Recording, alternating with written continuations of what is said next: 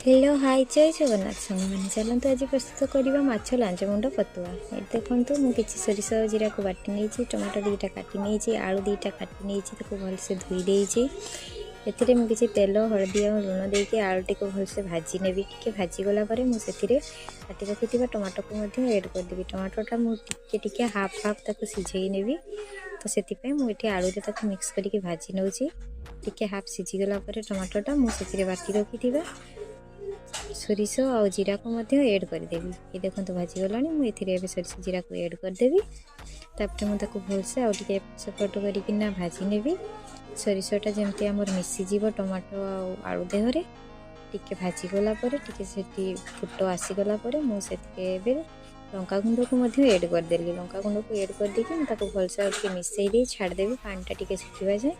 तापर मुझे माछ जो अच्छी आम लांच मुंड को पकई भलसे मुझे भांगी नेबी मुंड लांचटा को